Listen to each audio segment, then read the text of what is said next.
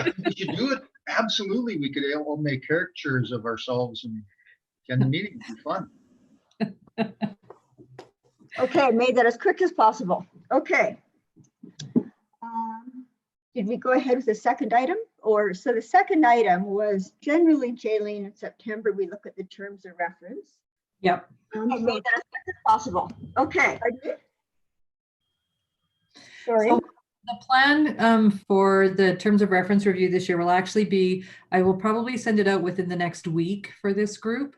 You have had some changes to responsibilities this year with changes to some bylaws. And so you may want to take a bit of a longer look at this terms of reference.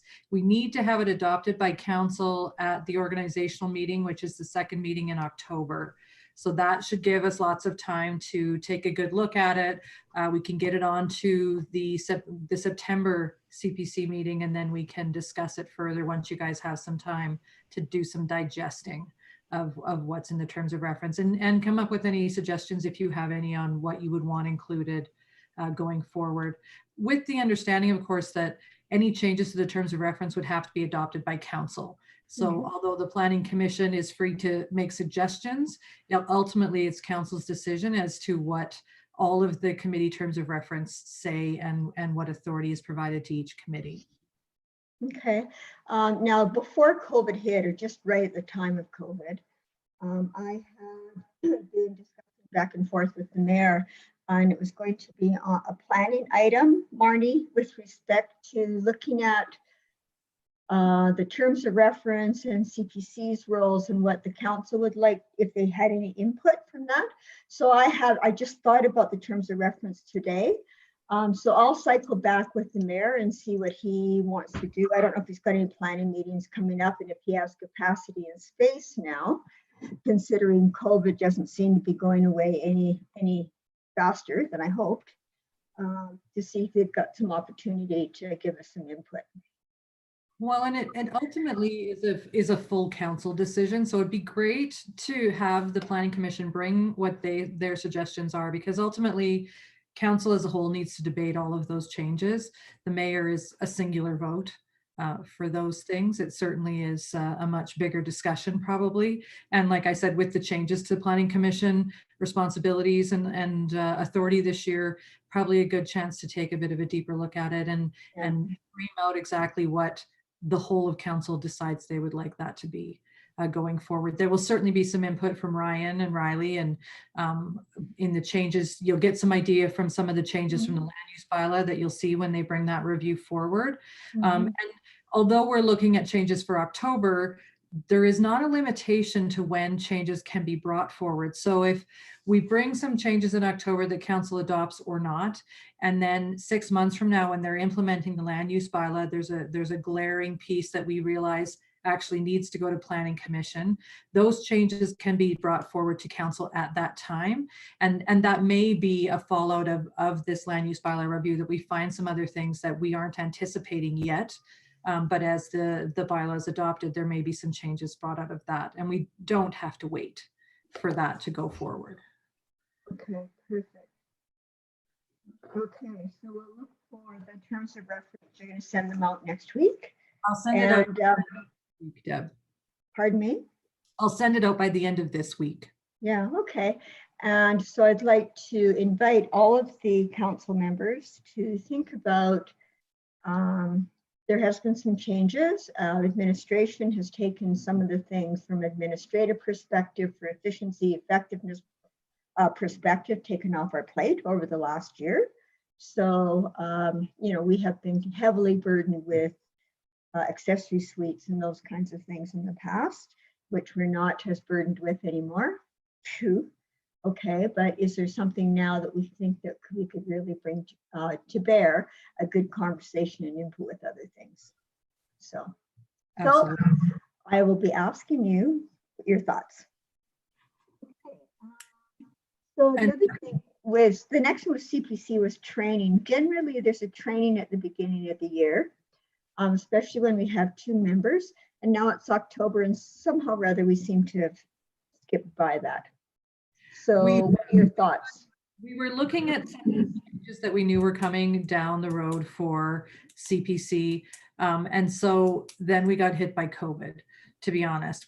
I think we were having discussions even in February, Deb, at the Planning Commission meeting about bringing the lawyer in to do some training. It certainly, it hasn't been an advantageous time for that. I No. think, you know, we have a lot of very experienced members on this commission that has been able to lend their expertise to any of the new folks who are sort of getting their legs under them. The anticipation is, of course, that we do this annually. I don't know for 2020 what that's going to look like. And so I still have to figure out whether a virtual training would make sense if we wait until we can get people in a room together. There's a lot of moving parts to that. It would certainly have to end up being a special meeting because it's not the type of training you would be streaming out as a live meeting. It would be more of an educational strategic session for the Planning Commission. And unless someone has some sort of burning desire to sit down with our lawyers quickly, I do believe that 2020 we may miss this training altogether, to be quite frank, just because of the timing and the limitations that we have bringing this forward. But if there is some concerns, certainly please bring them forward to me and we can try to figure out a solution. Okay. Now, do you know the council members? There's Marnie and Morgan. Will they stay on for another year? Do you know? Or is there an opportunity there may be a shift there again? We won't know that until the organizational meeting in October. This council had opted to appoint potentially new members every year. And so their desire was to revisit every council committee appointment.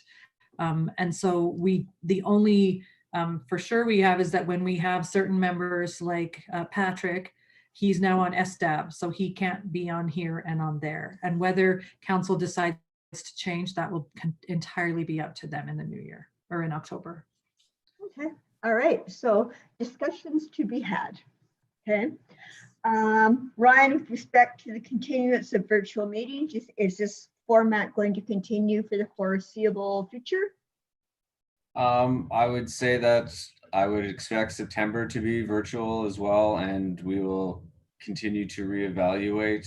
I do believe, Jaylene, correct me if I'm wrong, but I do believe council is hoping to meet in person in September. Yeah, what my last conversations with the mayor is that they were hoping for a September full council in chambers. We also just completed an upgrade to some of the technology in chambers that may, we're hoping allow us to do part virtual, part in person with the proper streaming without a bunch of tech glitches. That may be an option. I think from our perspective that for as long as there are people who prefer streaming from a personal safety perspective, that we would continue to do streaming. Having the group this size, our chambers are fairly large. We would need to spread out a bit more to ensure that social distancing. And so this allows us to have everybody safely in their spaces and protected from any, issues with the social distancing within chambers. But the goal is to eventually get us all back into that space. Lyle has a question. So I know We don't know what it is. I'm about to ask. So I just thinking about all of the other groups that are meeting now, I know that it's really a personal choice. So I kind of wanted to do a quick poll of the CPC to see how comfortable everybody is. I do know it's a very polarizing issue. So I'm just curious if there's anybody on CPC that will be really adverse to meeting in person. Let me re-ask that question. Is there anybody that let's stick with the original question. Is anybody opposed to meeting in person? Is anybody nervous about it? I'm really reluctant to do anything that might make somebody uncomfortable. Yeah, so it seems like everybody's okay with it is what I see. Okay, thank you. So we'll just leave that information with you, Ryan. So you and Jaylene can decide. We're going to continue to offer virtual meetings for both council and council committees for as long as we actually are allowed. There is a ministerial order in place now that allows this type of meeting. If they rescind that order, then we will not be able to meet with this unless we revise our own procedural bylaw, which may may be done just to allow that if we would like. But we will continue to have sort of a joint, part virtual, part in person, depending on comfort levels of the folks that are there. I know some of our other committees, we do have folks very clearly identifying that they do not want to be walking into the ranch house. And so that is a completely personal choice, and we will support anyone who would prefer to come in virtually so that they can still have a meaningful part of any of the committees that we have for council.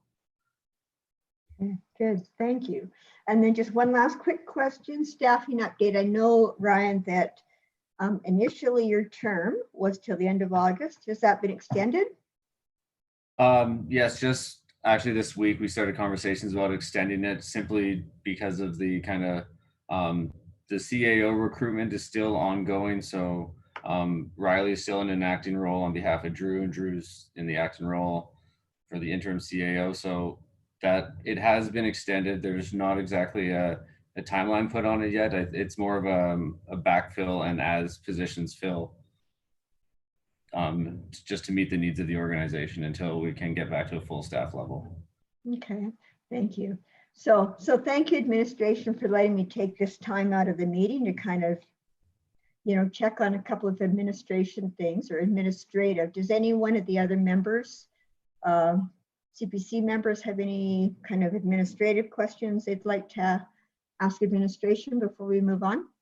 Lyle? Just one question, Ryan. So do we have a deadline for trying to find a new CAO? I know that you can't put, finding the right person is critical, but what's the timeline look like, do you think?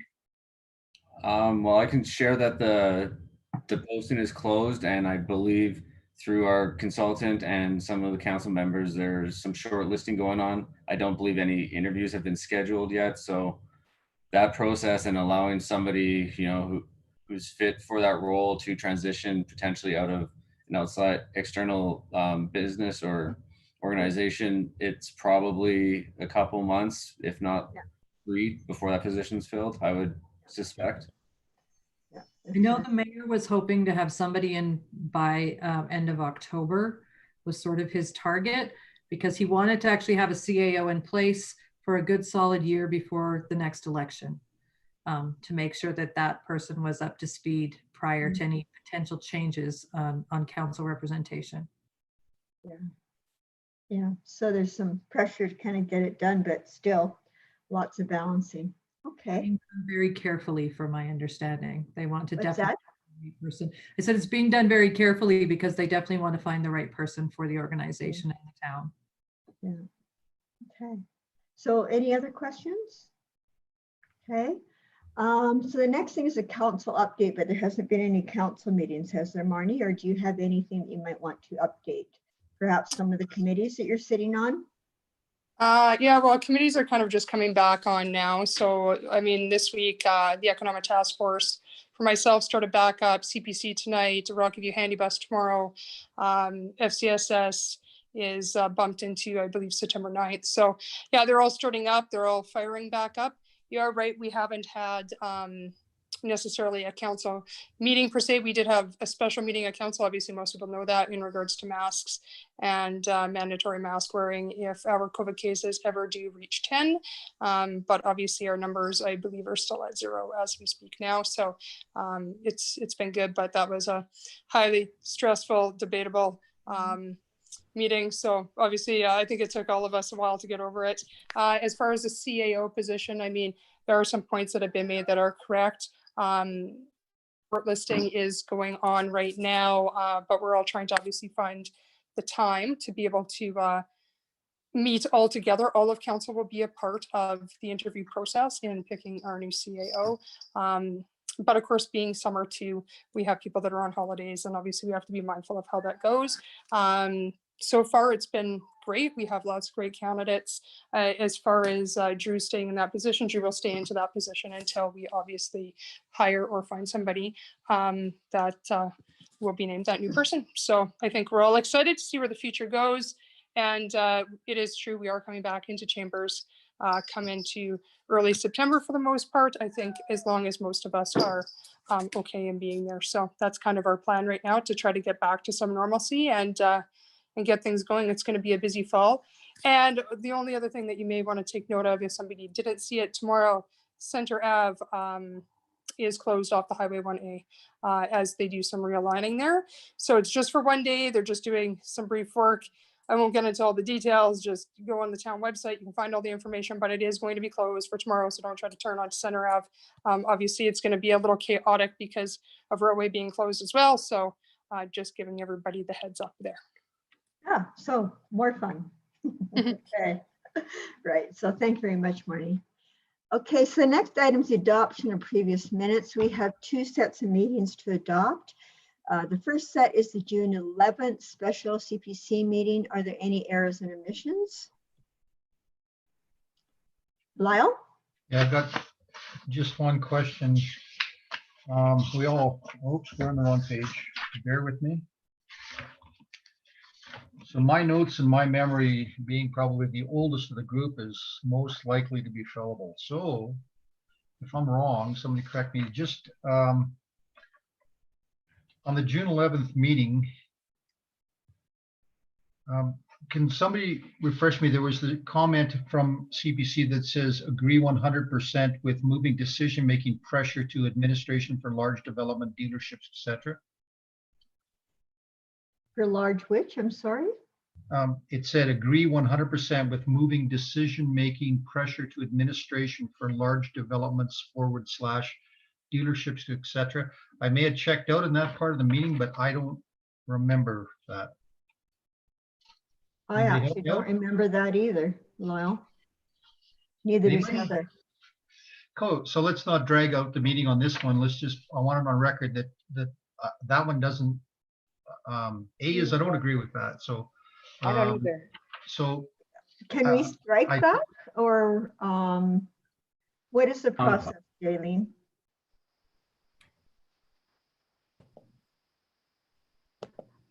Hi, sorry, I was all muted and stuff. If there is amendments to the minutes, they certainly can be made right now, and then you can adopt the minutes as presented. If you don't recall saying that, I don't believe I was at that meeting. And as with COVID, all the days are starting to blend together. So, but if you're feeling like that was not your comment, you can remove that line from the minutes. If everybody on the committee is in agreement, they don't recall that comment. Do we need a motion to do that, or can we just strike it from the comments? You need a motion to So I'm remove. going to move that we remove, it's the 8th comment from the comments provided by CPC for the June 11th special meeting of the Cochrane Planning Commission, that it states agree 100% with moving decision-making pressure to administration for large developments / dealerships.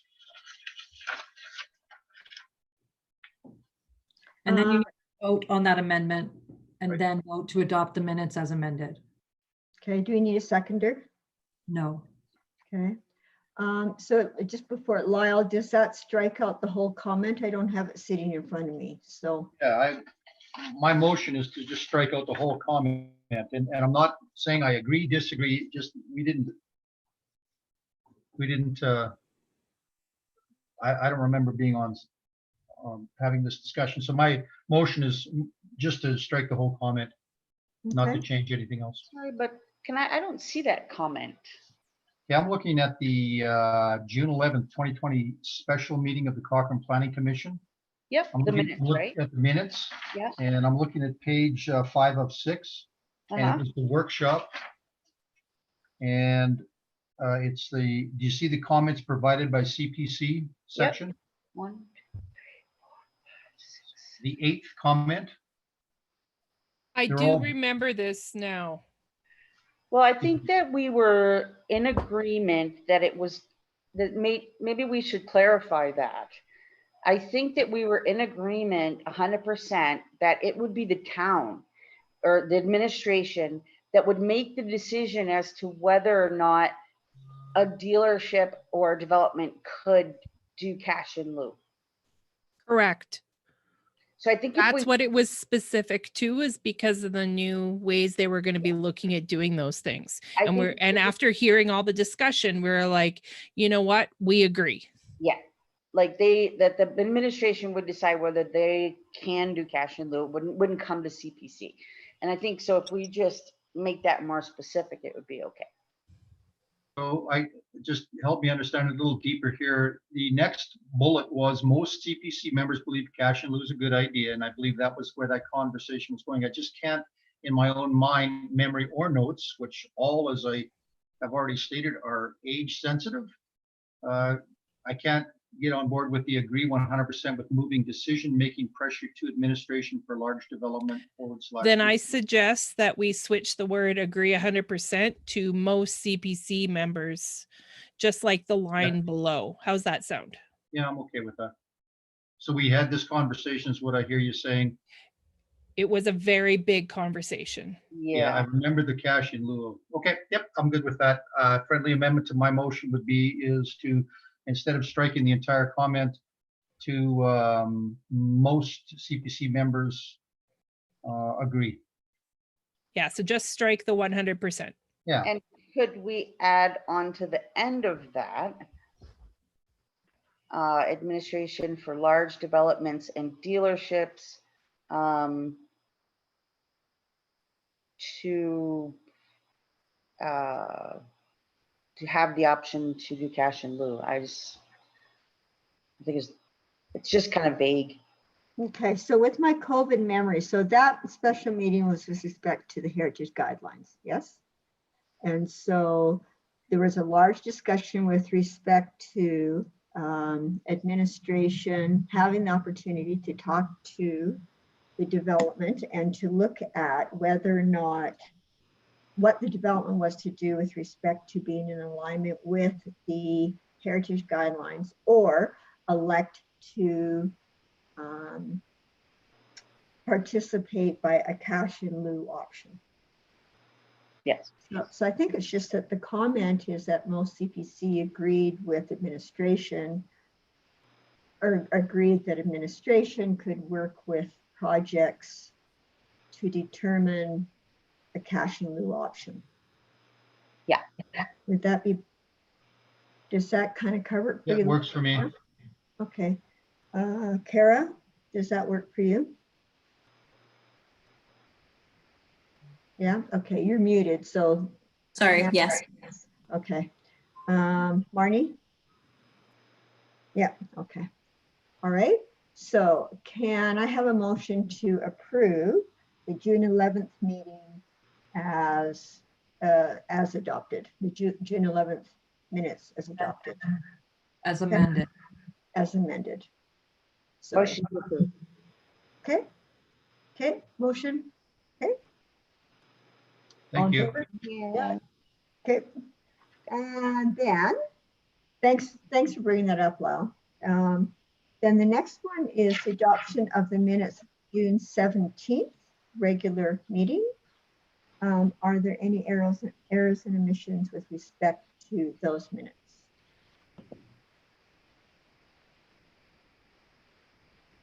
Excuse me, I just noticed one typo. Okay, June 17th, point 4, adoption of the previous minutes.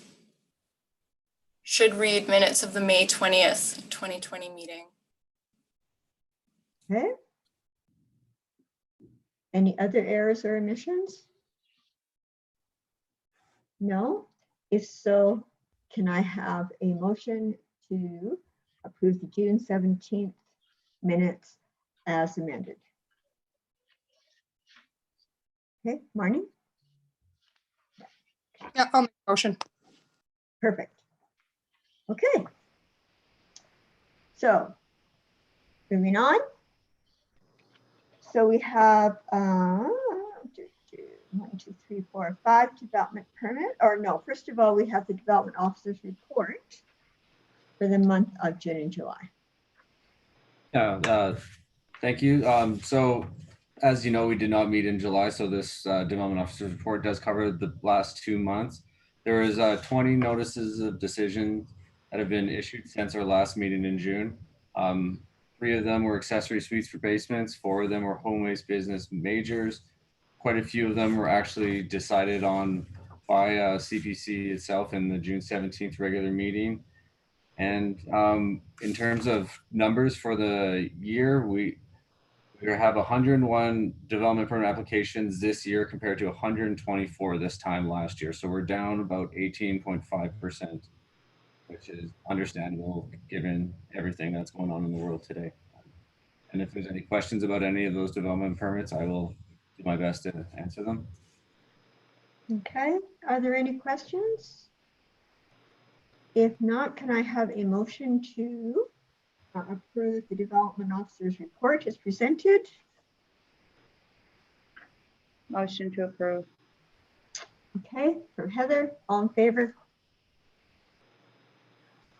Excellent. Okay, so the next item is development permit 2020-077, which is a parking pad with variance to size and adjacent to existing driveway.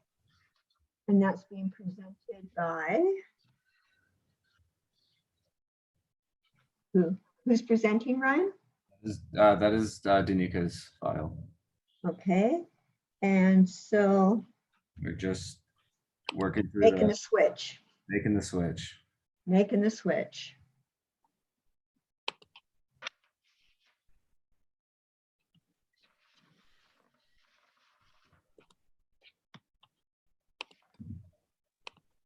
We got to be able, host disabled attendance screen.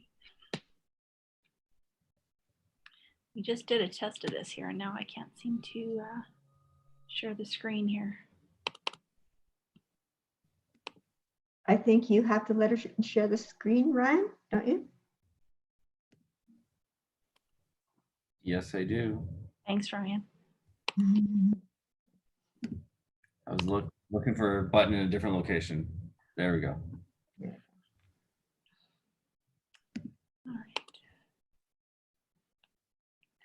All right, so this evening, good evening, Madam Chair and members of the Planning Commission.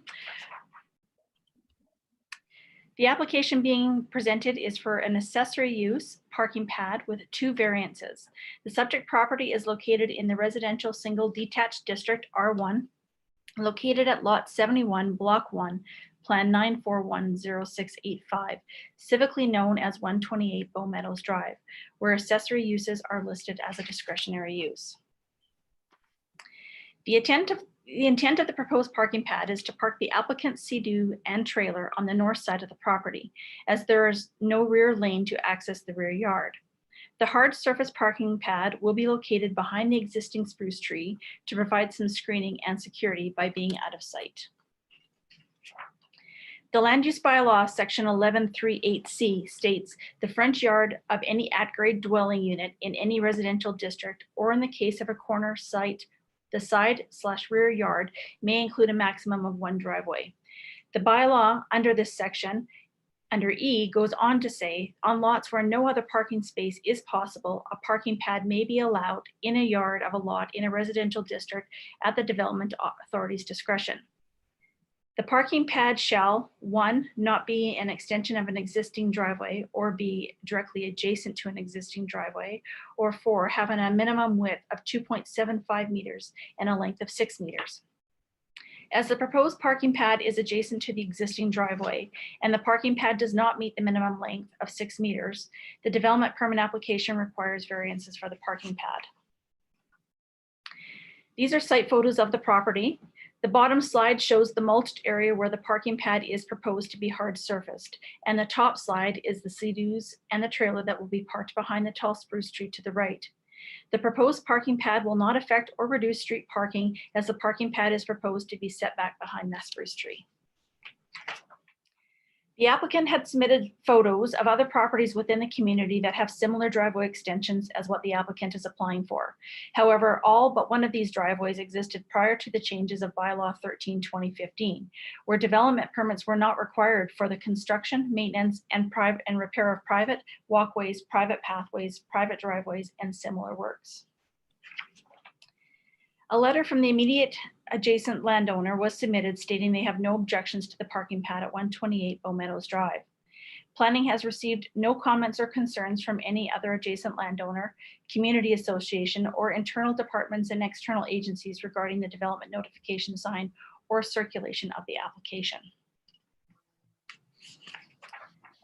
Administration is in support of the parking lot with variances, as the parking pad will not unduly interfere with the amenities of the neighborhood. It will not materially interfere with or affect the use, enjoyment, or value of the neighboring properties, and that the landowner has no objections to the proposed parking pad, and street parking will not affect the proposed parking pad. Therefore, planning is recommending option 1. That concludes my presentation, and I'd be happy to answer any questions. Okay, thank you, Danica. I have one question. I am just wondering when the land use bylaw changed, which was when? Can you go back? It was 2015. 2015 it changed? Yes.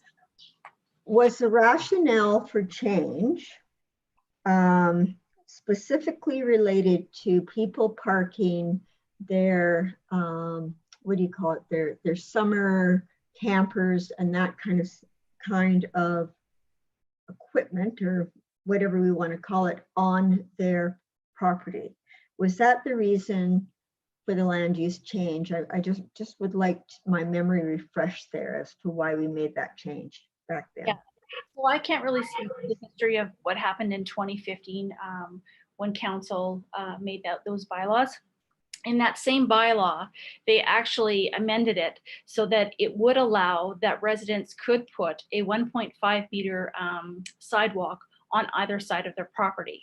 So the sidewalk on the slide before you where the gentleman is at, it can lead to a front entrance, or the 1.5 meter could be on the other side of the property where it could lead to the rear property. So I think that was kind of like, they were all done by the same bylaw. So on one hand, council removed that they did not require permits to extend their parking pad, but instead said that walkways were then permitted on either side of the property, or could be permitted on either side of the property. And I don't know, honestly, if that was to do with recreational vehicles or just over parking on the properties, or what that rationale was. Yeah. And I am trying to remember, because I do remember that discussion, and I'm just wondering if it was with respect to people going ahead and parking their recreational vehicles on their land. If I may chime in, I was around in 2015. My recollection is that it was kind of related to the widening of driveways for parking of either recreational or just motor vehicles, and its impact to the on-street available parking. So the rationale was that we would allow widenings for kind of walkways, but we didn't want to have people, widen their driveway out past the limits of their existing garage for the purposes of, parking more vehicles on the property and removing some of the street parking. Yeah, so just to clarify, so we wanted to not allow people to continue to park on their property. Is that what you just said, Ryan? So I think this is also there was a challenge that Calgary was facing, where people were paving their entire front yards for multiple vehicles of the amount of people who lived in the home, and it was removing a lot of the on-street available parking. So this was kind of the compromise to try and provide some on-street parking still, but also allow widenings for walkways, or not so much a parking pad in the front. But I guess I will say that Danica and I spoke at length about this one, and the reason administration is recommending approval on this is because this pad does not remove any street parking in front of the property. It's actually kind of quite nicely screened from our perspective. But I do note that there's a few people with their hands up for comments, so I will let that conversation happen. Okay. Yeah, so let's continue on with those people. So Marnie, you have a comment. Yeah, I was just kind of curious whether or not this property is kind of near the pathway where everybody would be perhaps going and walking down to Jumping Pound Creek. Because obviously I did meet with those residents and know some of the challenges that are there. And I also wanted to just confirm the fact that even though if this does get approved by CPC, that it would not change the front look of the house or anything along that line with trees or anything along that line, just that the pad is built in behind the trees. So it's not going to look any different from the front landscape if you're looking dead on it. So Marnie, a question: when you were out campaigning, what was the concern of the people in that area that was expressed? There was a lot of concerns about parking, especially around that pathway that's kind of adjacent to the Jumping Pound Creek area where people can walk down and get access. And I do believe that, I believe this is 128. I think it's around in and around that area, but I just wanted to confirm. And whether or not that might have been part of their ask too, was to be able to have their recreation vehicles parked in behind, also to protect them, but also to not take up any further street parking because it's so limited there to begin with. I can confirm that 128 is approximately 3 doors away from that pathway break along Bow Meadows Drive there to access Jumping Pound Creek. Thank you. Okay, Lyle. So I would side with Ryan. I'm glad to hear that you had the conversation regarding parking because this has been similar issues like this have been before us, but I see this one as a bit of a win because A, it does not remove on-street parking. In fact, if it's used well, it may improve on-street parking by freeing up the right-hand side of this owner's driveway to park a vehicle and get it off the street. But my only concern, and until it materializes, it's not an issue with these, it becomes an RV parking, but we have a bylaw to deal with that, right? So I think that this one looks like a win. It tucks it in behind, it actually improves the view of the lot, and it may reduce on-street parking. I do understand very well the concern, though, Ryan, about paving your entire front yard. That would be.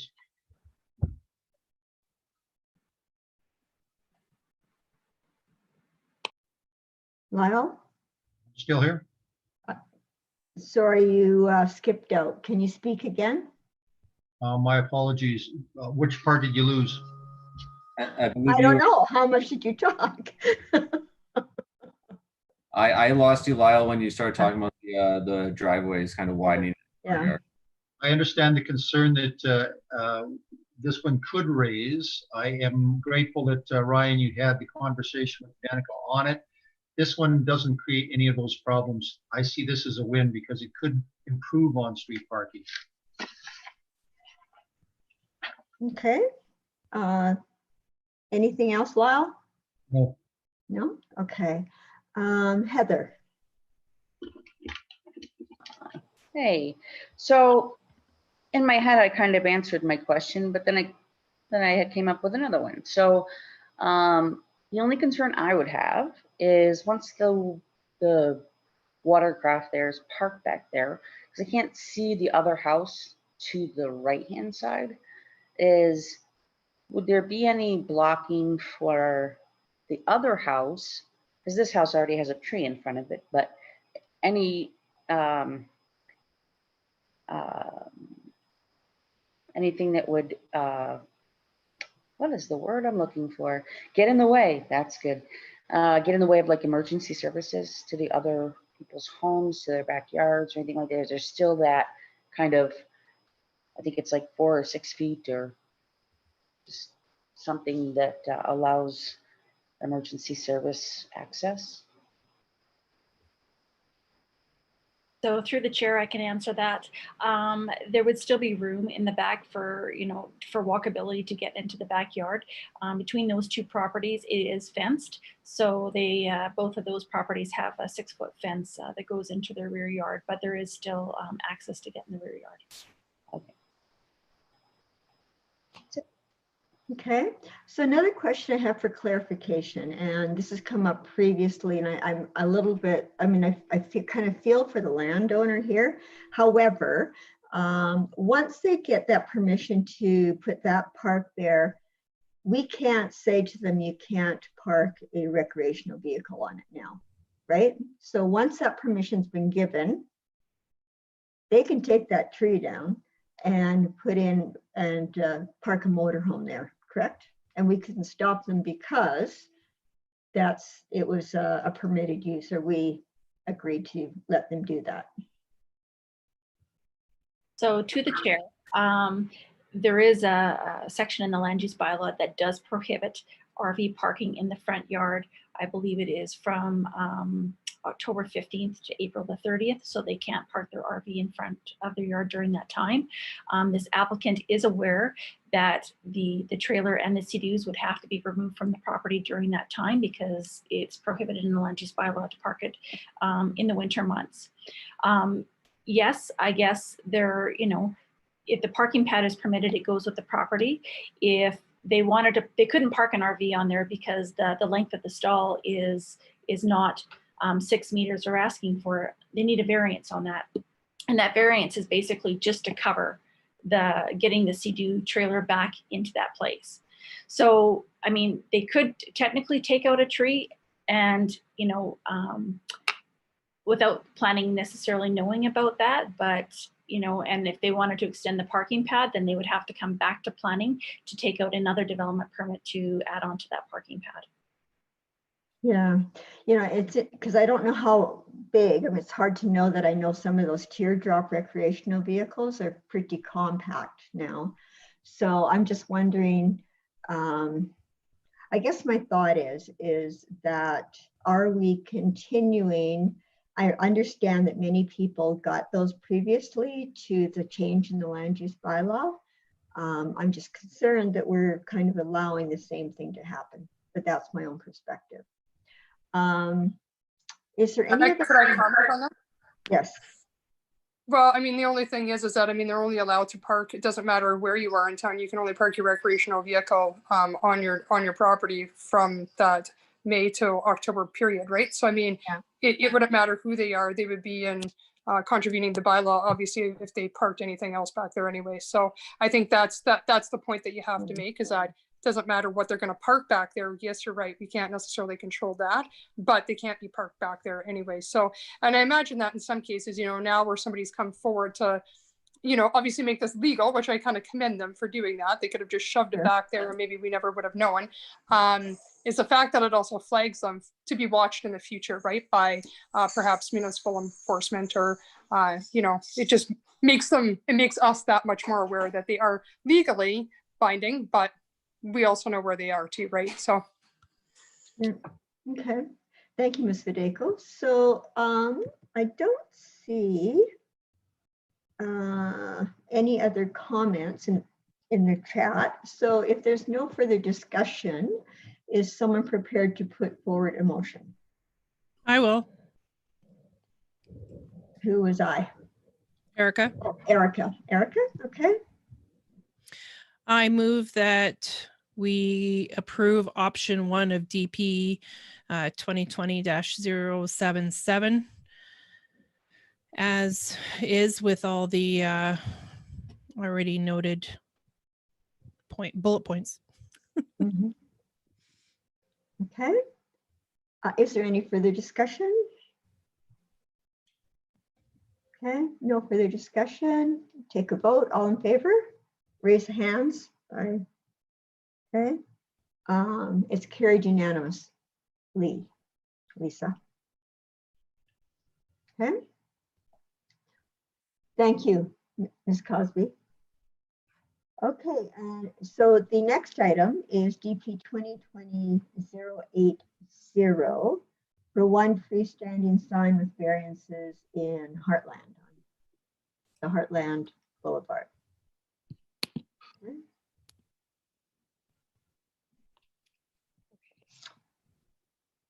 Is my screen sharing okay?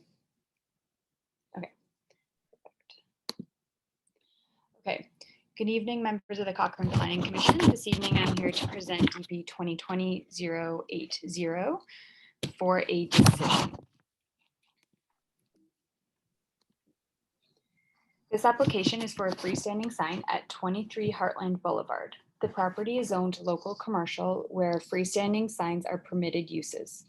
However, due to 2 variances to the sign regulations, the application is being brought forward this evening for decision. Was reviewed against the land use bylaw regulations for freestanding signs.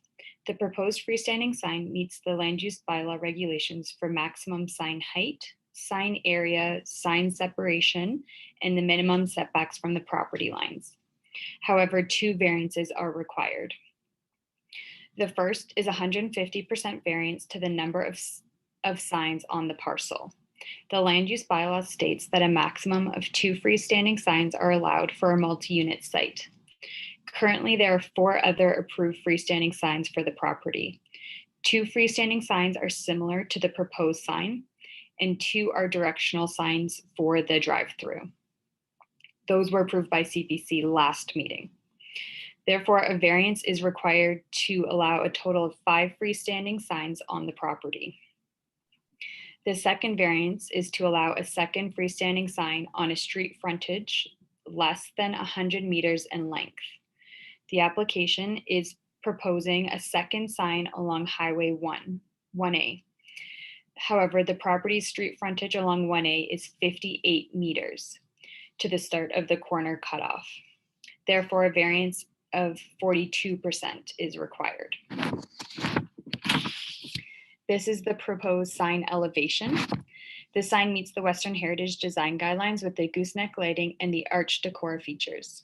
The sign will be compatible with the design of the previously approved freestanding sign, as well as the multi-tenant buildings. This is the site plan of the commercial development with the proposed sign location circled in red, which is the top right of the screen. The 2 blue dots illustrate the location of the 2 directional signs approved as freestanding signs for the drive-through. And the 2 blue circles illustrate the location of the 2 other freestanding signs similar to the one brought forward this evening. Sorry, can you use your arrow to show where those are? I'm not quite following where you are. This Okay. red one is the proposed sign. Okay. This blue dot and this blue dot are the directional signs approved as freestanding signs for the Tim Hortons drive-through. And there Okay. are freestanding signs similar to the one this evening. One is located here, and the other is over here along Heartland Boulevard. Okay. So this is a more zoomed in version of it, of the specific area. So again, the one in red is the one for this evening. These 2 blue dots are the ones approved for the drive-through, and then this is the other freestanding sign. One thing to note is that there is a 2.6 meter retaining wall along the north side of the drive-through. So the proposed sign is not at the same eye level as the directional signs. It's actually about 2 meters higher due to that retaining wall. So it's not in the same line of sight. These are the previously approved signs. So the one on the left is the one that was approved in the locations of the blue circles, one along Highway 1A and the other on Heartland Boulevard. And the other 2 are the directional signs for the Tim Hortons drive-through that was approved by CPC in June.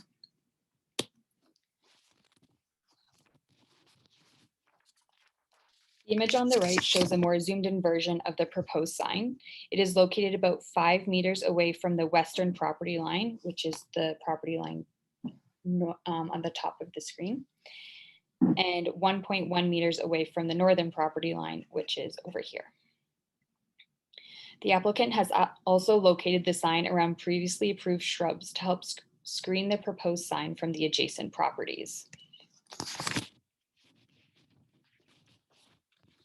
Administration, as mentioned, has reviewed the application against the land use bylaw and has no concerns with the proposed variance to the number of signs, as the commercial site has 3 street frontages, and due to the fact that 2 of the previously approved signs are directional signs for the drive-through. Administration also has no concerns with the proposed variance to the number of signs along 1A, as the applicant is exceeding the minimum setback requirements for the property line. and is proposing landscaping to help mitigate the impacts to adjacent residential properties. Also, no concerns were raised during circulation. As a result, administration is recommending option 1 in the report, that the Cochrane Planning Commission approve the development permit 2020-080 with the noted variance and the conditions in the report. That concludes my presentation, and I'm here to answer any questions. Okay, thank you very much, Amanda. One question, what is the purpose of the sign? This will be for the tenants of the site to advertise their business. So, but is it to advertise to people coming from the west to the east along the 1A? Is that the purpose of the sign? Or, so I'm driving from Canmore towards Cochrane, and is it the sign out there to tell me that the, I can't remember what drive-through that is, but is it Tim Hortons? Is it? That exists there and they can see it and then maybe have enough time from an information perspective to make a choice to go into Tim Hortons and through? Is that the purpose of the sign? To the chair, that is the purpose of the sign, is to notify people driving along 1A as to which businesses are located in that commercial area, to help draw them to the site. And if this is approved, the applicant has said that the other one along 1A will be used solely for the gas station on site. So the one previously approved would be the gas station, and then this one would be for all other businesses located on the property if approved. Okay.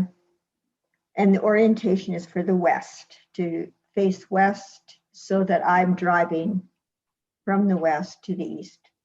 Correct. I believe it could also be seen coming from town, but I guess you technically miss the best access to that area, but it can be seen from both directions.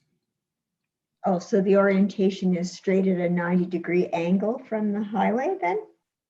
So there could be signage on both sides. That is correct. It is. So it's on both sides. Okay, I didn't get that. Okay, thank you. Okay, we have a comment or a question from Marnie. Yeah, I would just, I mean, I'm fine with the signage. I just want to make sure that this doesn't go back and then all of a sudden we'll see another application for it to become backlit, because I would not be in favor of that. But as far as sticking with the Western Heritage, I'm totally fine. I have been in that area, and I do have to agree there are many challenges sightlines wise for a lot of those businesses to even be noticed down there. So I think that especially during difficult times like now, I think this is our ability to be able to help businesses out a little bit. And obviously we do realize that across the highway, there are challenges of keeping their bays full at all times. So as long as it doesn't become backlit or we don't see that come forward, then I'm in favor of allowing the signage to go through as requested. Okay. Thank you, Ms. Fedeko. There doesn't seem to be any other comments or discussion. So I'll call one more time. There's no discussion. May I have a motion?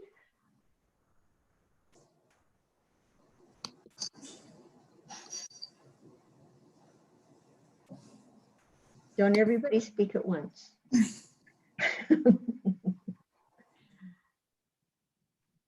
Could anybody speak? I can make the motion. Thank you. Oh, I guess do you need me to read it? Do I need to read the whole thing? Yes. Okay, hang on. I got to get back there. I'm not even in front of my screen right now. So Okay. if anybody else wants to read the whole entire thing. So you move to approve option 1. As presented for the Cochrane Planning Commission to allow signage to occur for the Heartland area in the areas requested according to the stipulations that administration has brought forward. Okay. Any further discussion? If not, we'll present a vote. I can't see everybody's screen anymore. So all in favor? And is there anyone opposed? No? It is unanimous. Lisa. Okay, the next item is DP 2020-082 for a bed and breakfast on 64 Sunset Circle.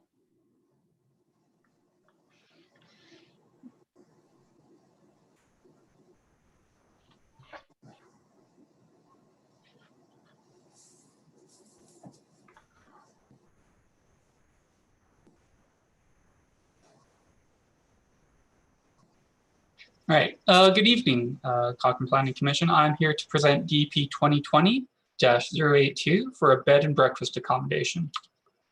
So the applicant is proposing to convert their basement into a bed and breakfast accommodation, while the main floor will remain a residence for the applicant.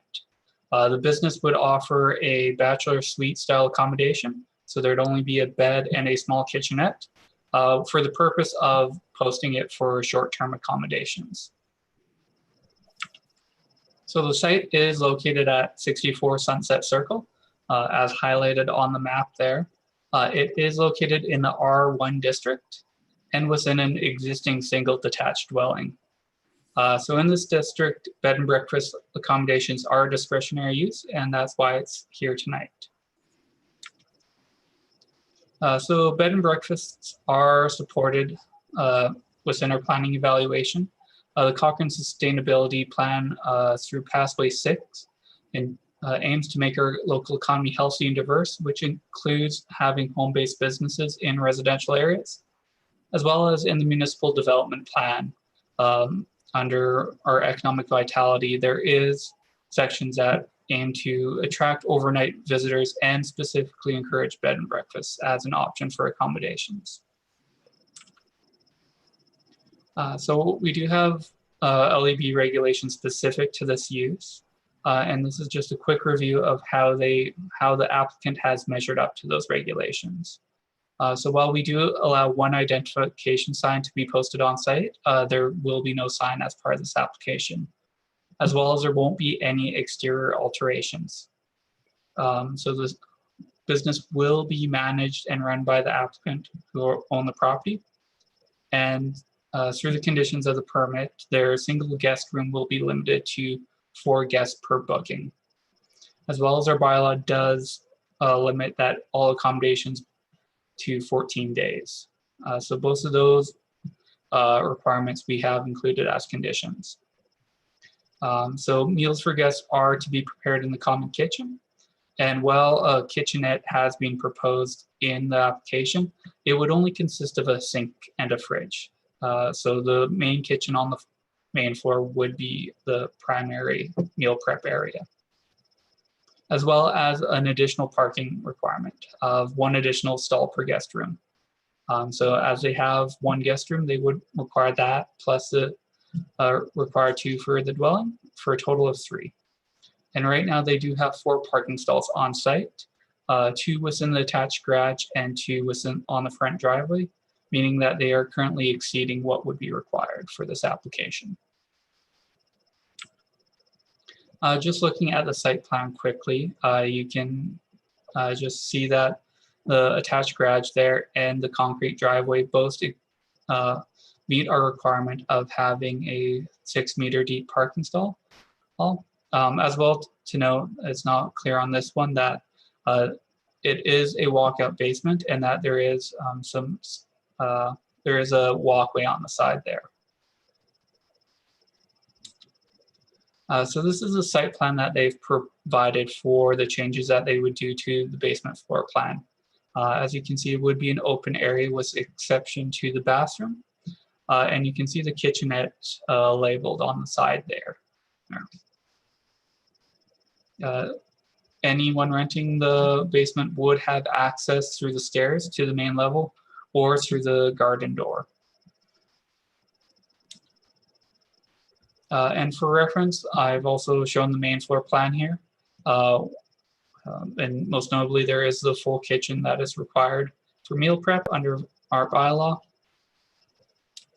as well as for reference upper floor plan. Here are a couple site photos, again, just showing the front of the property as well as the parking. As well as I've attached the air photo to kind of give a better idea of what that walkout basement will look like in that area.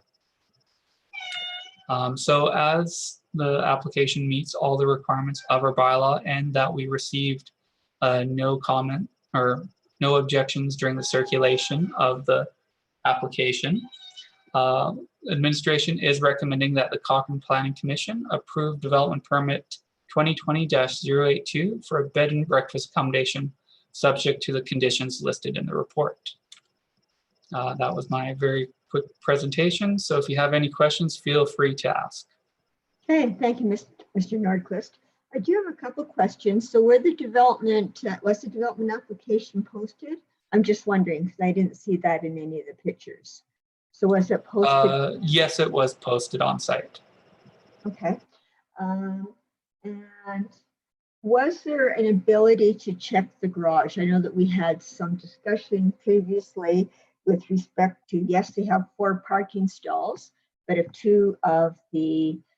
if the garage is taken up, or a lot of the garage is taken up and only facilitating one person to park, then, because we do have the right to look in the garage to see if there's sufficient parking.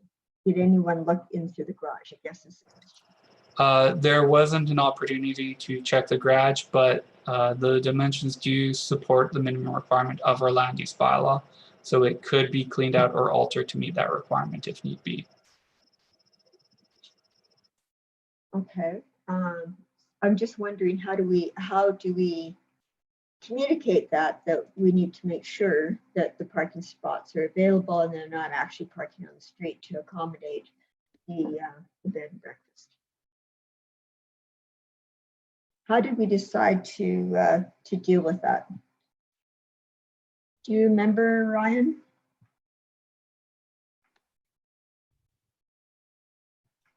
All right.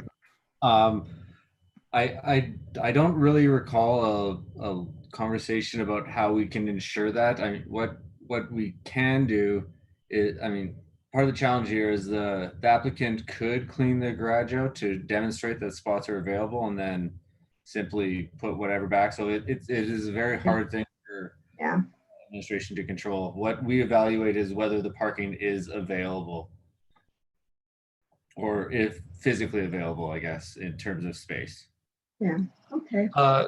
Through the chair, it is also possible to add a condition to the approval of the permit. If the concern is that street parking will be used for this use, you could add a condition saying that sorry, I'm trying to think of the correct wording right now. Any parking that would be used for the bed and breakfast accommodation must be on site, similar to how we kind of word it for accessory suites. Yeah, or say that street parking is not permitted. Either way, right? Okay. Thank you. Marnie, you have a comment? Yeah, I had a quick question. I mean, obviously this is a bed and breakfast, so just to clarify for the general public who might be, intrigued by watching us on YouTube. Obviously the people would be on site at all time, making it a bed and breakfast versus it becoming a short-term Airbnb type of location. I just want to clarify that obviously that we're not putting an Airbnb in some residential area, but these people will actually be in the home at the time when people are staying there. Correct. It would be managed by the owner, and they are only looking at listing the basement as part of the short term or as accommodations. The rest of it would still be open for access, as our bylaw does require that a kitchen facility be located on the main level there, and then the owners would be residing on the main floor and second story. Gotcha. So, I mean, it couldn't be misconstrued as an Airbnb though, right? Because I do know that that is stuff that's coming forward with the land use bylaw, obviously, as we go through that review now. Through the chair, the intent of the applicant is that it be used for short-term accommodations. So it could be listed on Airbnb or VRBO, but the area that is being approved tonight is only within the basement.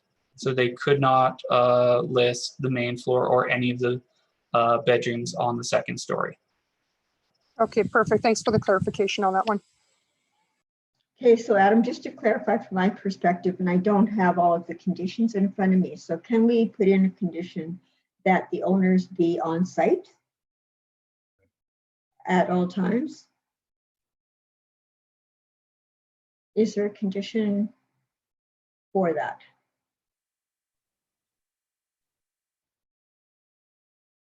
I sure support that request. Adam, I believe you're muted again if you're trying to share. I think he's thinking. Sorry, through the chair, I'm just quickly looking at my report as well as the land use bylaw to confirm. Because part of the land use bylaw requirements for home bed and breakfast is that it must be operated by the residents or the owner of the property, correct, Adam? That is correct. So it might be splitting hairs, Ryan, but with respect to, it can be operated, but them not present. And so I guess the, what we're trying to mitigate is that we're not setting up an Airbnb where the owner is not on the property at the time. Well, So I could I just do jump think- in for a second. I think we have to also think about enforceability. So there is the potential that even as a bed and breakfast, that the owners could be off getting groceries or having coffee with friends. They wouldn't necessarily be in the home at all times. The people, their guests, are in the home. And so that becomes an enforcement issue. I was hoping Adam would be able to read out the definition in the land use bylaw of bed and breakfast. And if there's something within the definition that would provide you any comfort. I don't unfortunately have that here at home with me. Through the chair, I do have that definition here. So bed and breakfast accommodation means an accessory use within a dwelling unit where residents provide temporary accommodation for registered guests for remuneration. So there isn't anything that is that would be specific about them being present, just that space is being offered the same way that they could enter into an agreement with a roommate to rent a room. That's not necessarily hinging on them always being there, just that they own the property. We do go a step further and say that any employees in that bed and breakfast must be residents of that home. So they can't, bring in extra cooks or maids or anything. The expectation is that they'll be doing all the care and maintenance. Could there be a condition that the owner's primary residence is the home, so that they're not, of course they're not going to be home all the time. That's Yeah. Could it be that that space can be used as a bed and breakfast, provided that the owner of the home has their primary residence in the home? I think that says it. Adam, in your report, does that reference that? It just says that the employees have to be residents of the home. And it also says that residents can offer other rooms for rent. It doesn't say owners who reside in the home. Yeah, through the chair, I am not 100% sure where that condition would fall. And again, the legality and enforceability of that condition within our land use bylaw. I'm not sure if Jaylene would have any input. Well, and just before Jaylene speaks up, Erica said number 5 or number 6 covers it too. Erica, if you have it sitting in front of you, can you read number 6? Oh, Heather just referenced it.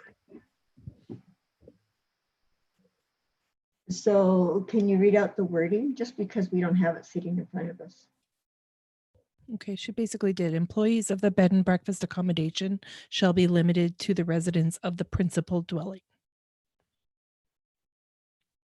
Right, so that just means that, I guess you could connect that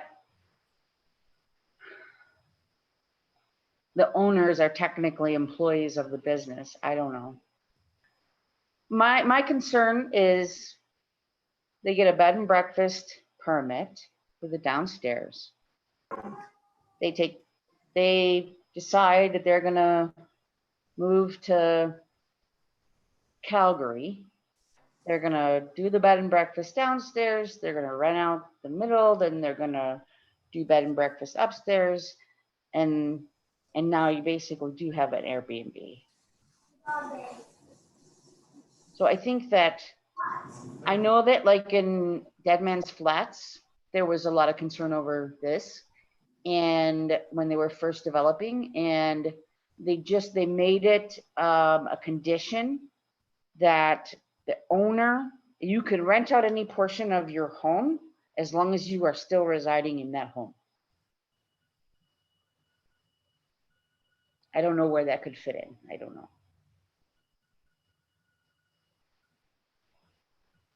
A comment? I think Marnie has a comment.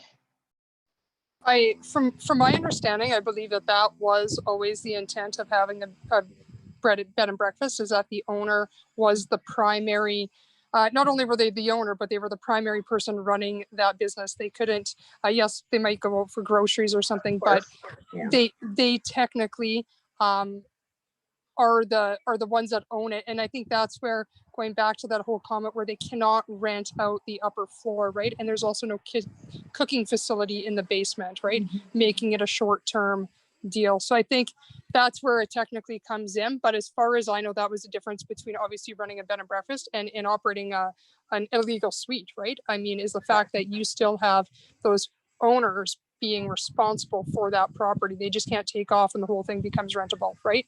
Or else they could just rent out their place, I guess. So that's kind of the difference. But I'm pretty sure that's what the difference is between a B&B. And I agree fully. I think the intent is there. I'm just not 100% sure that the wording backs that up. But Lyle, do you have a comment? I do. I would be a lot more comfortable if the words actually were in black and white in this document. And I say that for a number of reasons. Riley and I and the CPC have had this discussion over the last little while. I wholeheartedly agree with Councillor Fadeko's comments. The intent was that the owners of the B&B would reside in the property. I think that might be the intent of the word that Adam referred to, where it says they're dwelling, right? But I don't want to get where we're splitting hairs and looking for coverage. I would be way more comfortable if those words actually were in the document saying, and just removes the chance that we'll have some residents a little upset. We've had these in the past where they've gone south on us in Cochrane. We've had them appealed and that didn't turn out really well. I'd like to see this not become that case. So I'd like to see those words included. Indeed, we all seem to agree that that is the intent of the policy. Anyway, there's the other one is just a comment about parking. We've had that conversation too. We did, Madam Chair, have somebody do a inspection of their garage to make sure that there wasn't shelving put across 3/4 of it. And indeed, we have had a precedence where we've asked the resident that the shelving get removed to allow the parking that they requested. I'm not going to go back on my position about considering the garage 2 parking stalls, because we're going to put 2 cars from not residents, but clients in the driveway. Somebody's going to be parking out in the street there, and the neighbors are going to have to deal with that. And I'm not comfortable with it. So We've been down that road. We have had inspections of the garage. I'd feel more comfortable if we did that, just to ensure that, yep, these are all available for parking. We're still going to probably have parking on the street, but at least we've done what we could by our bylaws. But the original point I'm making is I would be way more comfortable if the words are actually in this document that A, there was no on-street parking, B, the owner operators, this was their primary residence. If you do a lot of research on Airbnb and you search Airbnb in Cochrane, you'll be a little disappointed at what you find. Lots of residents' homes in Cochrane are being managed by Airbnb companies out of Ontario and Quebec. So I would be more comfortable. I'll be able to support this if we make those inclusions. I will struggle if we don't. I think also just to add to that, Lyle, you know, the permit goes with the house, right? So it goes with the land. So just to avoid any confusion from somebody, they won't go and, you know, sell it to somebody under the impression that they could actually just be investing in some kind of big rental property, you know. So the more specific we are, I think the better. Okay. So again, I don't have the written document in front of me. So what I'm hearing is that there's an option to add maybe 2 conditions. Condition number 1 is that this is and continues to be the primary residence for the landowners. And number 2, that on-street parking is not permitted. And the garage, it needs to be established that the garage has been cleared. Yes. For parking. Okay. Adam, you have disappeared.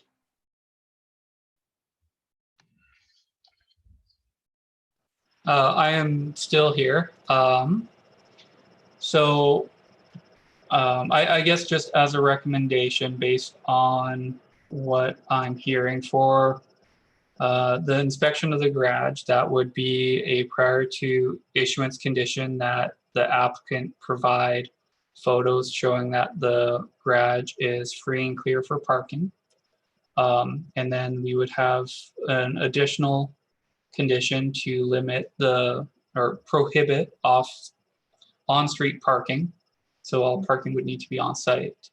And then the third is regarding condition number 6. And I think I may need to ask for clarity, but I would propose that employees of the bed and breakfast shall be limited to the owners of the principal dwelling. Is that more the direction that I am? No. No. Because I'm not sure about the force.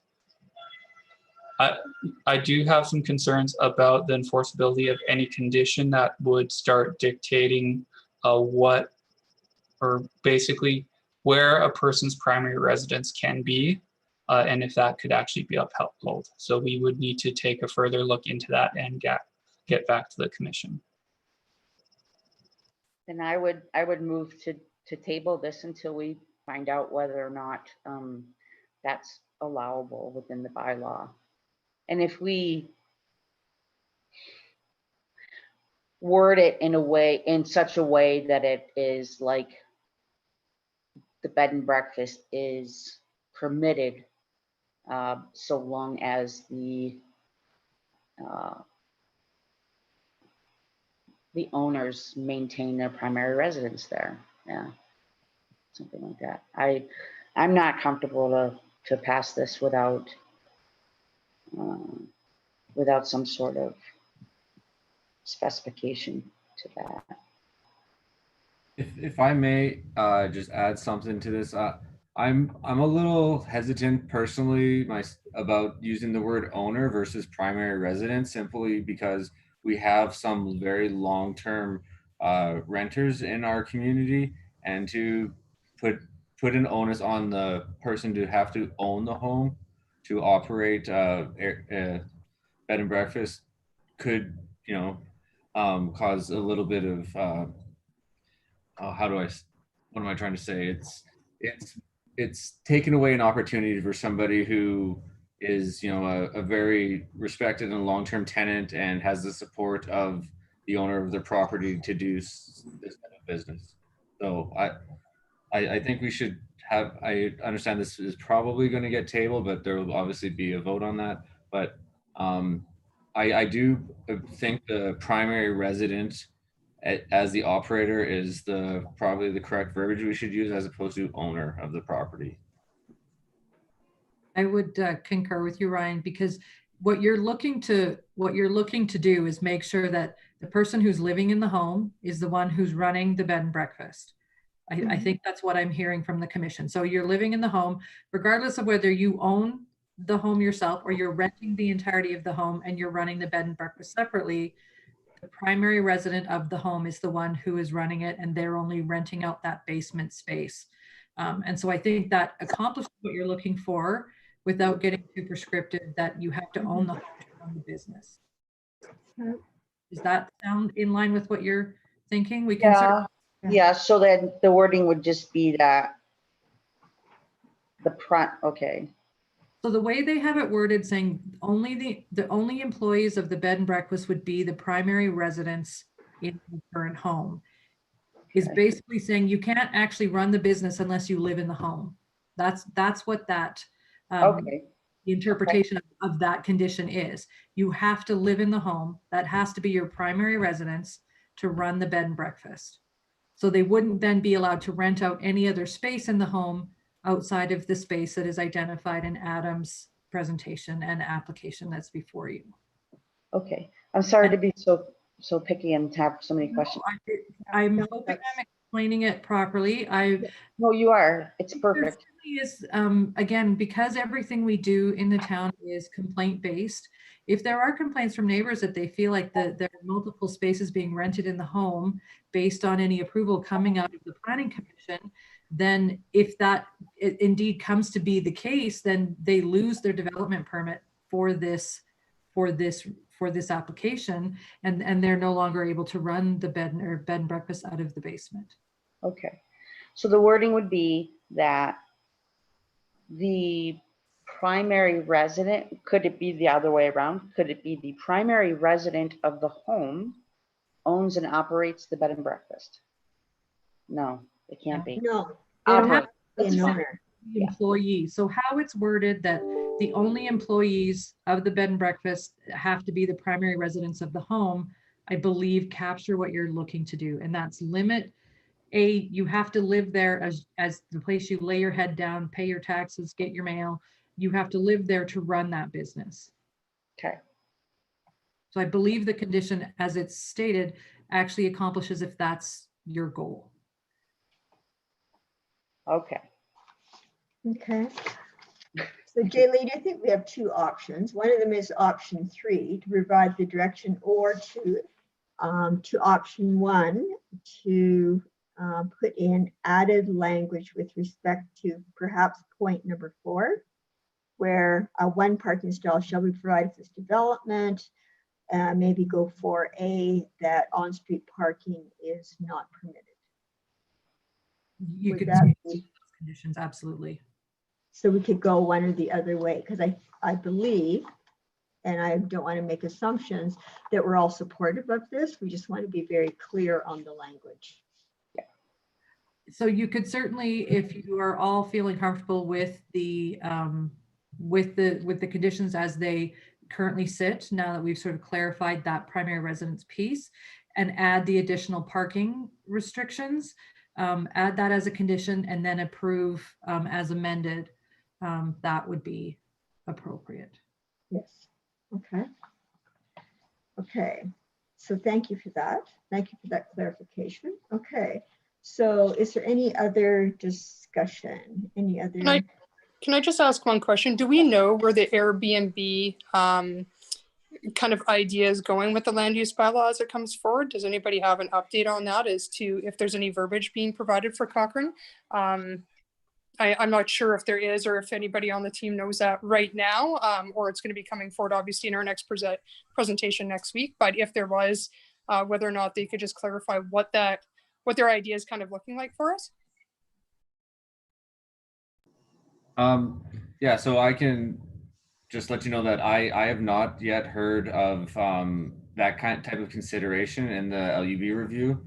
What they've essentially been focusing on are the residential, commercial, institutional, and public service districts and those types of uses, and trying to update them more. And I also just should mention that the special LUB CPC meeting on the 26th next week is going to be based on the residential uses. It's not going to be a comprehensive commercial, and so just. I also think next week, while they're going over the residential uses, it would be a great opportunity for CPC to ask that question, to see if they, I know at different times, I have heard from Jill that was going to be addressed in some manner. I don't know if they've come to any conclusions, but certainly put some guidelines around it. But certainly speaking to Jill next week would be a great opportunity for you to ask that question and put that thought in her head. Yeah. Could I ask you one quick question, Jaylene? Is it possible in this case, because obviously we know if it's passed, cases like this are grandfathered in. Could we say that obviously that if there are changes to the land use bylaw coming forward that may affect either a bed and breakfast or an Airbnb, that they will have to follow the new bylaw guidelines set out as opposed to being grandfathered in? Is there that opportunity to be able to do that, or are our hands kind of tied that you just become grandfathered in if we pass this now? Because this is an existing use within the land use bylaw, bed and breakfast already exists in the current bylaw. I am certain it's going to exist in the new bylaw. What we don't have any regulations around right now are an Airbnb. So any Airbnb that's being run right now is being run illegally within the town. So once there is some guidelines, no one will be grandfathered in because there's nothing to grandfather in. People will have to bring those applications through to run a legal Airbnb. And because our land use bylaw right now is silent on that. And so there won't be grandfathering, but a bed and breakfast that's approved right now under our current regulations will continue to be approved, even if the regulations change going forward.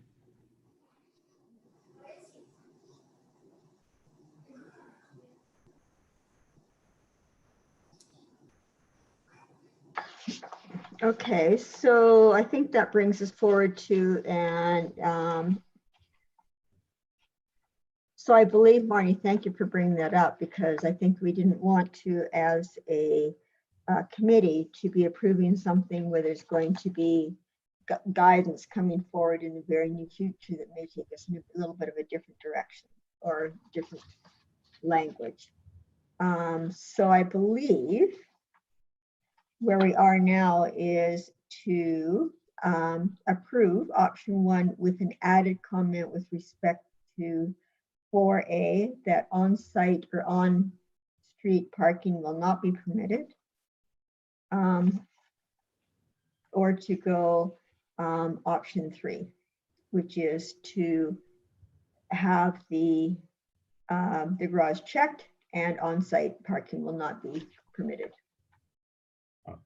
Madam Chair, I believe Lyle has one more question. Does he? Okay. I don't see him in the chat. Okay. Hey, thanks, Ryan. So, Jaylene, as usual, you make it much clearer for me. I appreciate your help, but can you help me just understand what is the difference between Airbnb and B&B? Because I didn't see the contrast. Well, because our land use bylaw right now doesn't have an Airbnb in it, generally the Airbnb is a short-term rental. We don't address short-term rentals in our land use bylaw, which is where you rent out your entirety of your house. A bed and breakfast is you live in the house, that is your primary dwelling. You are there and you're renting out a room and possibly a bathroom. As Adam had noted, there's no cooking accommodations or anything within that. So if we end up with a situation where someone it's found later on that this was actually, they are going to be renting out the entirety of their house and never being home, then they would be in violation of their DP, and their DP is. So an Airbnb would be renting out the whole house, and a B&B, you're renting out part of your home, but you're living in it. Correct. Okay, just a point to be cautious about, because in the Airbnb world, there are many places that the owner does reside there while you're renting the Airbnb. So I don't know if that'll become a conflict or not for us. I'm grateful for this conversation because this one has the potential of being very disruptive to neighbors, right? Correct. And I think as a lot of municipalities have found that the clarification around Airbnb really needs to be done and have some good regulations within your bylaws so that you have something to enforce. So where your bylaw is silent, you have no enforcement capability. And so thankfully, as they're going through, it's also in things that in this land use bylaw review, they're clarifying a lot of things so that we have better enforcement capacity through the town for these things. Thanks, Jaylene. Ryan, one more comment. So what became of we talked about the on-site parking, no on-street parking. We talked about the comment 6 covers our concern about renting out the whole house, that if you are going to operate this, you have to live there. What about checking on the garage to make sure that those parking spots are available? We have done that in the past. Through the chair to address the question, I believe CBC is within its rights to add a condition, a prior to issuance condition, that the garage be checked to ensure that there is adequate parking within. Thank you. Okay, so there is, if we are leaning towards approval, we could add a 4A, that a condition, or that a condition be that the garage be checked to see if there is indeed space for 2 parking spots inside the garage, and then to go with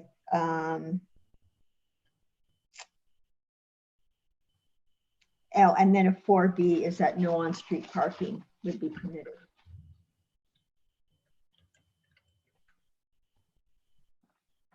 Okay. So with those 2 conditions that we just discussed, is anyone prepared to put a motion forward with those 2 conditions? Or those 2, is it an amendment or 2 additions to the conditions?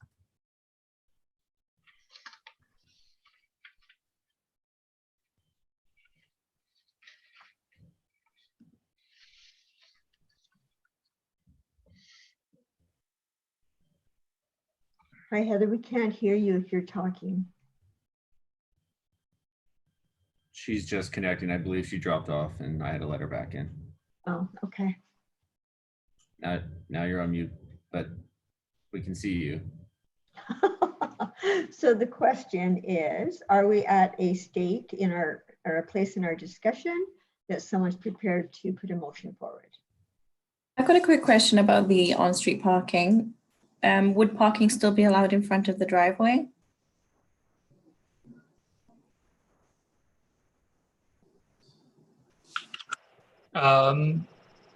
So like on street in front of the driveway would be a no for the guests, as in general, I actually believe under our traffic bylaw, you're not allowed to park what's in front of a driveway.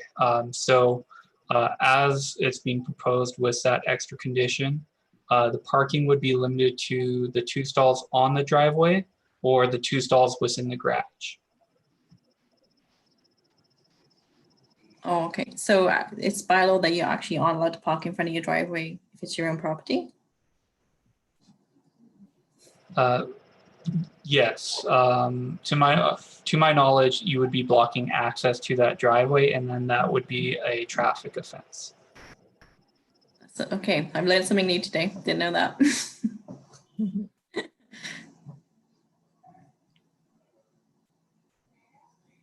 Okay, so I'm just wondering, is someone ready and prepared to put a motion forward?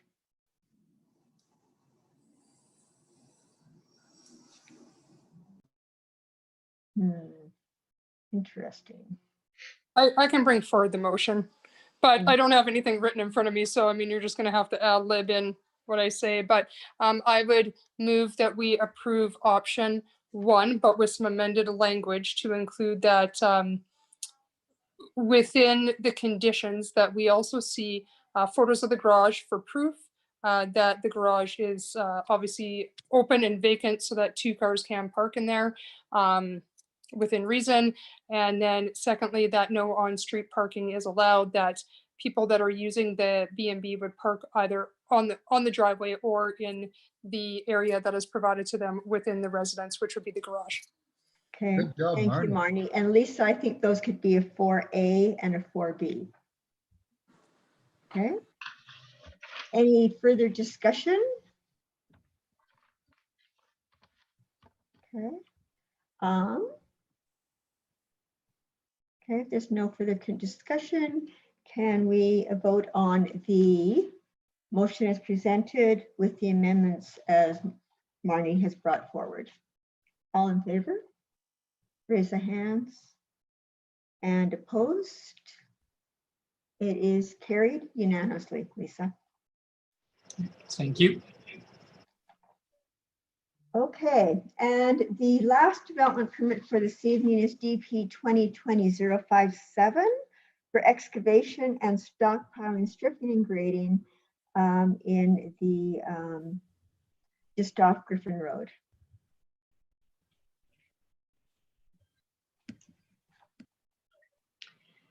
All right, so I will be presenting development permit 2020-057, as the chair had mentioned, for stripping and grading. Oops. So the application being presented is for stripping and grading of 3.18 hectares, which is 7.86 acres at Block 2, Plan 811-1002, civically known as 565 Griffin Road East, in the future community of Greystone. The subject property is located in the Public Service District, PS. Excavation and stockpiling of soil, stripping and grading is a discretionary use in all land use districts. The purpose of the application is to construct the storm pond, which exists on the former gravel pit, and prepare the lands for future development as the gravel extraction is complete and the lands are preparing for redevelopment as approved through the Greystone Area Structure Plan. The Greystone lands are accessed via a paved driveway at the intersection of Riverview Drive and River Avenue, shown where the purple star is shown. The Storm Pond site is situated west of the Bow River and north of the Spray Lakes Family Sports Center and adjacent to Griffin Road.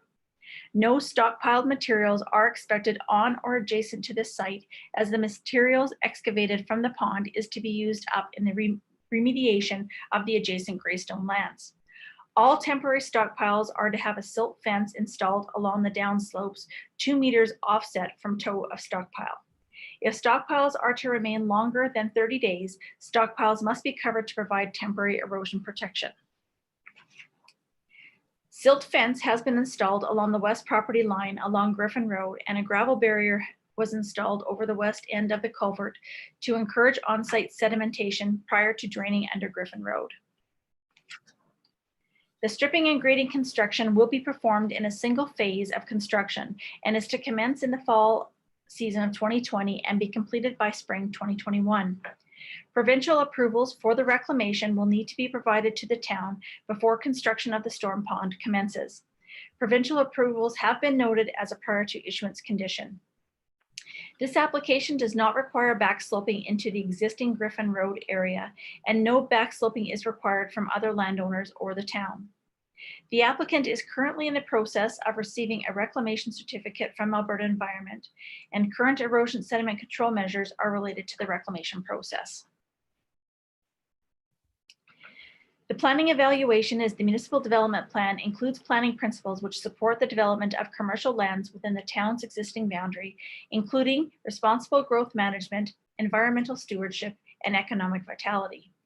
The Environmental Policy 634 states that the developer shall prepare a site-specific construction management plan that outlines environmental protection measures.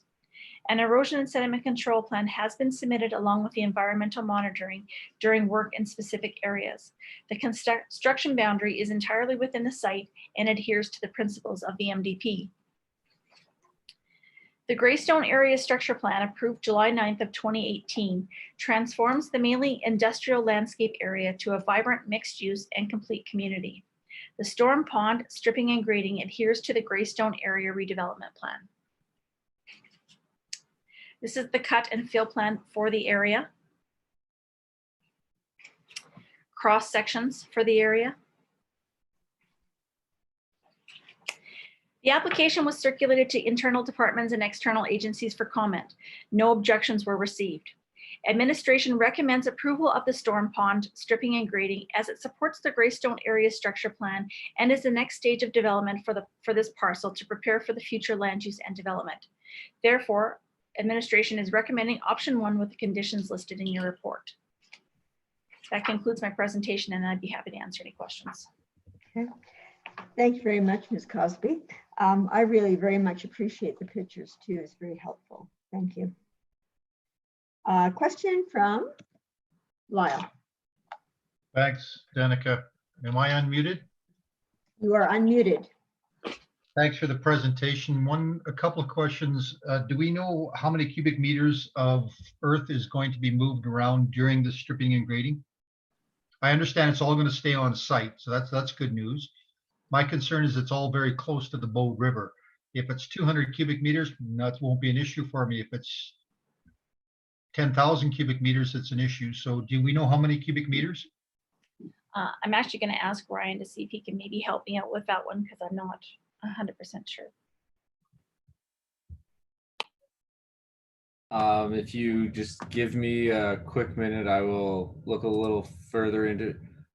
While you're looking that up, just let me ask the second question. So I'm just going to ask you point blank, Danica, you're comfortable, administration's comfortable with what you've seen, that silt will not be an issue if this goes on through the rainy season? That the control method is there? Yeah, so this project is to create the storm pond that has already been approved through the Greystone Area Redevelopment Plan. They are required to provide approvals from Alberta Environment. So yes, we are comfortable. Okay, so my last question while Ryan is looking up the answer to the first one, the erosion and sediment control plan wasn't included in this plan. Does it exist? The erosion and sediment control plan does exist through the reclamation process that they're currently doing with Alberta Environment. It's the same plan, is it, Danica? I believe so. Isn't that not correct, Brian? Yes, it is. So just trying to, so the volume that the future pond will hold, and I should provide a little bit of clarity. The intent of the applicant right now is to do the rough contouring for the future pond. They still have to go through an approval process for the actual pond. What they're trying to do, and you know, we're hoping this works out for them, is that the reclamation certificate related to the gravel extraction is granted by the province, and that the approval to start construction of the pond is granted by a different division of the province, so that they can make use of the contractors that are currently on site and roughly contour this pond area so that when they have the approval from the town to effectively tie the pond into the storm system, that they have minor work to do. And so in terms of volume for the full future pond, the pond is going to hold approximately 34,000 cubic meters of water at its height at a 100-year water level. At its normal water level, it'll hold approximately 27,000 cubic meters of water. So understanding that that's the volume of the future pond, and that it's also kind of effectively holding water right now because it's part of the reclamation plan, that is their temporary sediment and stormwater storage location. It would be less than 27,000 cubes that is being removed, but you know, it's probably north of 20,000 still. Thank you. It is not designed to hold runoff from a developed neighborhood. It's designed to take the oversaturation from a large storm event, understanding that the majority of the water that lands on these lands currently just infiltrates into the ground through the existing gravel that's already there. Thank you.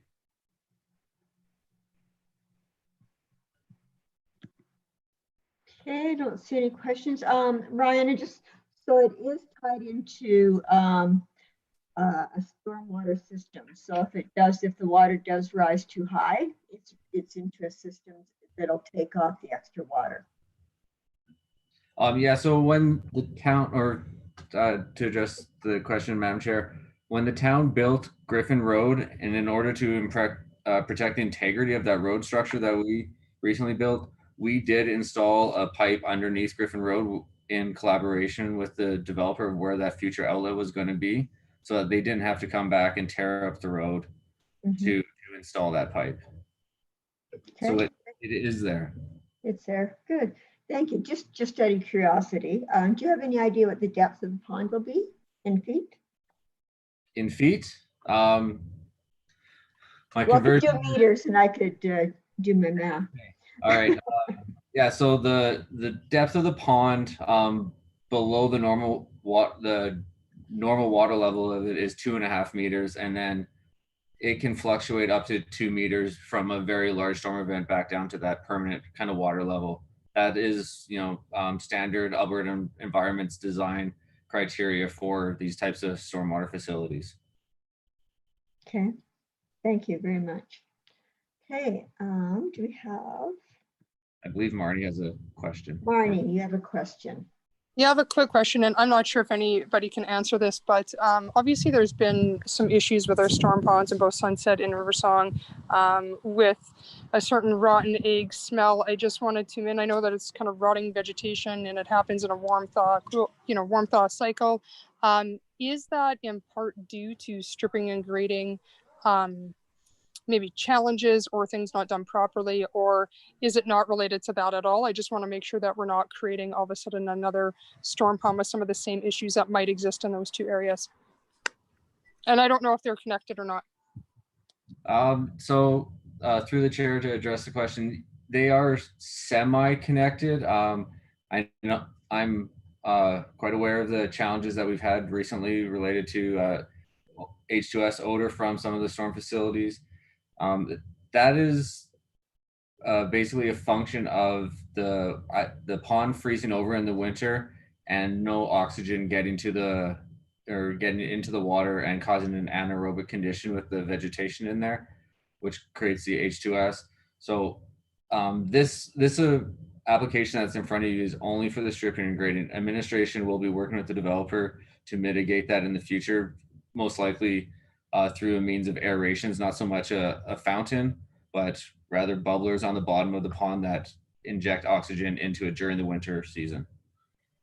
Perfect. Thanks for letting me know that. That's a big helper in that one. Yeah, that's great clarification, Ryan. Thank you. Any other questions or comments? And if not, could we have a motion?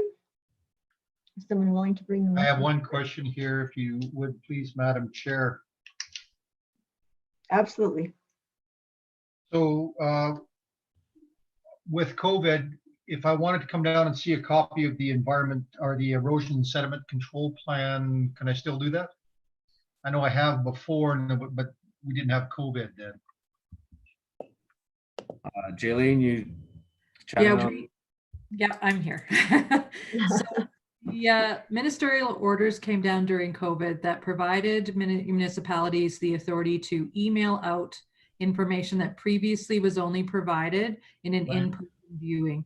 So if that erosion control plan is complete and has been submitted to the town, we can certainly share that with you, Lyle. Thank you. Yeah, that's great. That's in progress with Alberta Environment, and because I'm not as familiar with the file, I'm not certain, then we would wait until they have finalized the plan with Alberta Environment, but you absolutely can receive that plan. Thank you. So you'll send it to me if it's possible. Absolutely. So before, when we went and viewed things like the erosion plan, somebody from admin had to sit beside us while we did that. That's been waived by the provincial government now? Yes. For now. At some point, those orders will be rescinded and it will go back to viewing these things in person, but they have provided that flexibility to municipalities to share that way. Thanks, Jaylene. You're welcome. Okay, any other discussions or comments? I got a comment. Kara? Is there a maximum height for stockpiled material? Sorry? could you repose your question? And you kind of cut out. Oh, I'm sorry. Yeah. Is there a maximum height for stockpiled material? Through the chair, to answer the question, there is no maximum height defined in our land use bylaw for stockpiled material. The height of the pile is essentially a function of its footprint. You can only have a certain slope on the sides to be a stable stockpile. So if it was if it's 2 meters tall, it's got X footprint, and if it's 9 meters tall, it is going to have a much larger footprint than that. But our bylaw currently does not govern stockpile heights. Okay, so it's a lot of material though that they will be stockpiling, so it could have a big footprint and also be very tall. Yes, I don't know if it was part of the presentation, but the temporary stockpile that has been shown on some of the drawings shows 2.2 meters in height.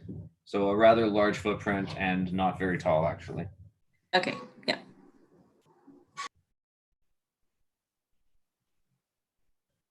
Okay, any other questions and comments? Okay, and if there's no questions or comments, may we have a motion presented to the members? Lyle? I move that the CPC approve development permit 2020-057 for the stripping and grading. And I don't think there are any amendments, but I'm kind of waiting to see who's going to send me that document. All right. Okay, and when we're any opportunity for questions and comments? And if not, then we have a motion on the floor, option 1, to accept the development permit as presented. All in favor? Carried, unanimous. Okay, so that brings forward all of the items on today's agenda. Our next meeting will be our next CPC regular meeting will be Wednesday, September 16th at 6:30. And we will have a special meeting on Wednesday, 26th. August 26th at 6:30 to review the land use bylaw amendments. Okay, and may we have a motion to adjourn the meeting? I so move. Thank you, Erica. Thank you. And good night. Night all. Good night. Good night, everyone. Thank you very much. Good night.